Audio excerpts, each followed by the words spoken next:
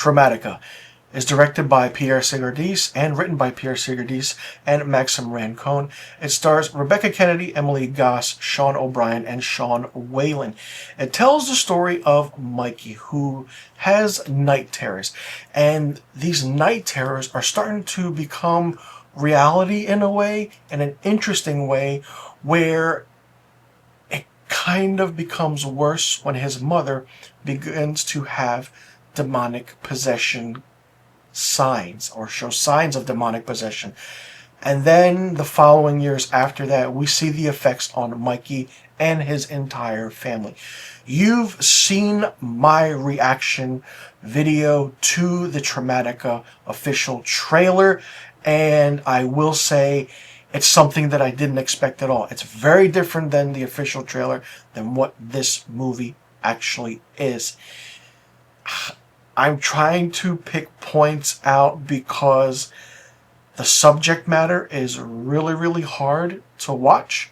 And when you see it, you'll know why. There are very much a lot of uncomfortable moments in this that I did not expect to see in a horror movie.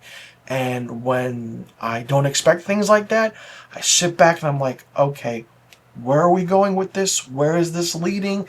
Is it going to progress into something? Will it explain itself? Because certain uncomfortable moments in horror movies, you're like, ooh, oh, okay.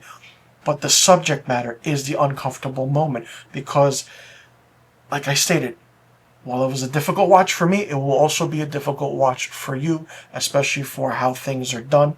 But the use of certain aspects of the camera work, the demonic possession, the use of gore, is done very, very well. And the director was able to just figure out how to mix the uncomfortable subject matter with the idea of demonic possession. Rebecca Kennedy really, really gives 100%. There are moments in this when she peers around the corner, or is in a door frame, or is just in the shadows walking by. It's absolutely terrifying. It's absolutely terrifying. Then you get that first person aspect from the son, Mikey, where everything's going around and you just see it from his point of view, from his height. Who would have thought that can be creepy? And it was.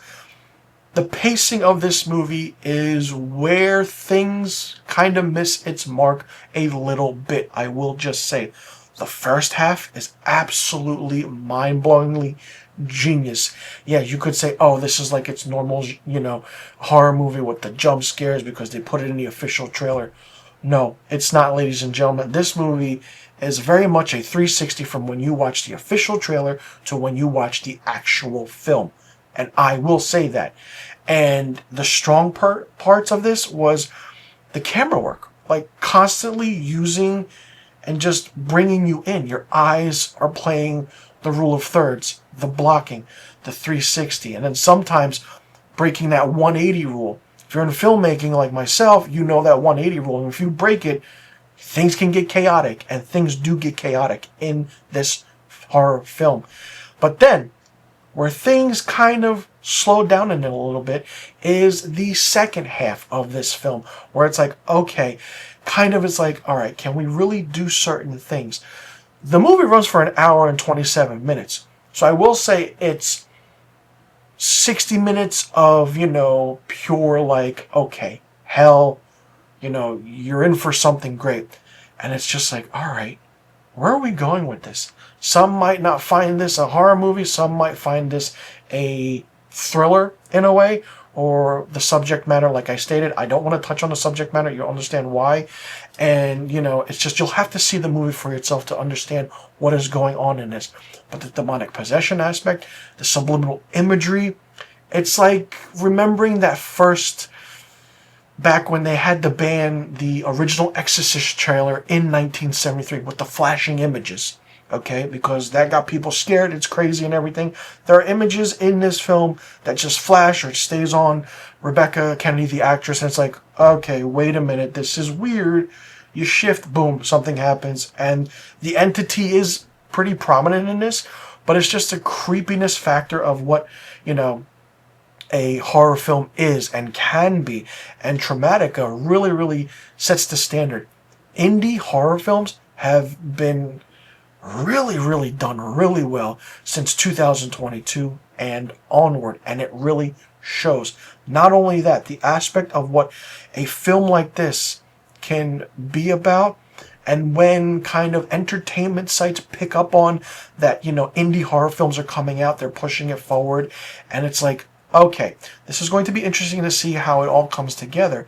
What was enjoyable, I will say, like I stated, is how the aspect is, hey, oh, the kid's got problems, his mother's crazy, he's crazy too, doesn't live in that household of certain things going on with certain things.